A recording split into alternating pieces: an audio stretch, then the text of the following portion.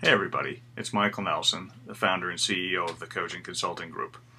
In this video today, I'm going to talk to you about 3 characteristics of big business, which a small business, any small business, would do well to have as a part of their organization as well. So in my background, I've spent 20 plus years helping large organizations either as a part of them or as a strategy consultant. I've worked with multi-billion-dollar civilian corporations. I've helped the government, a number of agencies. I've worked for the White House in strategic planning.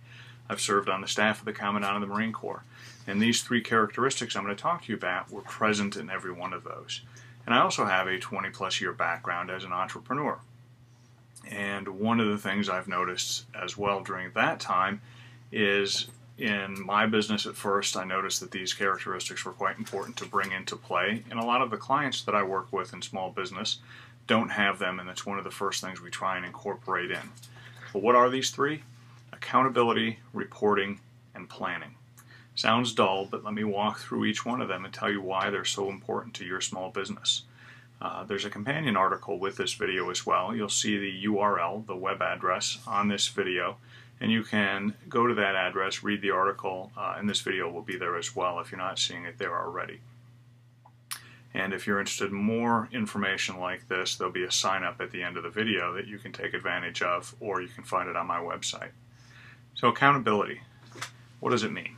Well, in a large organization, it's very hierarchical. Even in a flat organization where they say it's more vertical instead of horizontal, or rather horizontal instead of vertical, and they say there's very few layers, there's still bureaucracy in any big business. And in some cases that's good because each layer has a specific role, each section or each vertical has a different portion of a responsibility for the company and its different goals and outcomes. And that accountability is there. It's in the roles and responsibilities, it's in progress reports, it's part of raises, bonuses, promotions. And what that does is it gives everyone a fairly clear idea of what is expected of them. Now in a small business, if you just have under 10 employees even, everyone's wearing a lot of different hats. And because of that, there's a lot of overlap between who's doing what. And that also makes it quite possible for things to fall between those cracks in between people and to not be done. And sometimes it can be really critical to the outcome that you're looking for if that happens. Accountability then, you would bring it in and you would clearly define who's doing what. The other thing that helps you do as you're growing is it helps you understand when you need to hire new staff, when you're overworking the staff that you have, and who does what best. And it's also good for keeping people around.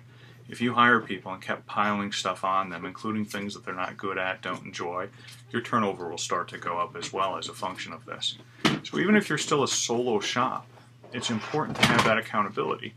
In this case, I'm talking accountability to yourself, to your goals. Set what you're going to do and hold yourself responsible and accountable to that. The next is reporting. And measurement is a part of this. Reporting is the outcome. So if you set goals, make sure that they're tangible and you can measure them. Don't set out to be the best dry cleaner in the county. You can't measure that.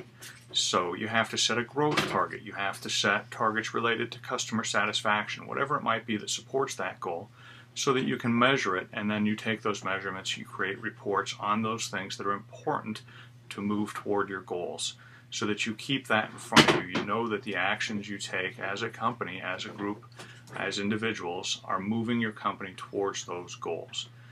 Big businesses report themselves to death, and small businesses typically just wing it. And the happy medium in there is just where you need to be. The third is planning.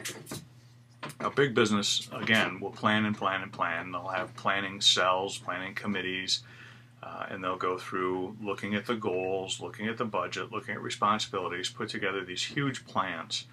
And oftentimes they're created and they're so long in the creation that they're hard to implement because time has passed them by. There's a saying we used in the Marine Corps that a good plan executed today is far better than a great plan executed too late. So what's that mean? Put the basics together, know where you want to go, and be prepared to adapt on the fly. But put a plan together that at least supports the structure of moving toward your goals. And that's where the joke comes from for a small business. Ready, fire, aim. It's okay, I'm ready, and then you take off running before you really consider what needs to be done and whether or not it's the right thing. And there's a finite amount of resources, whether it's time, money, your employees, etc. You can only do so many things. So you want to make sure you take the time to consider what people are doing and make the appropriate plan, put the structure in place so that it helps your company move towards your goals. So if you have any further questions or you'd like to know more, feel free to send me an email. You can find my phone number on my website as well, and that site is listed on this video. And I look forward to interacting with you more, and I'll see you on the next video. Have a great day.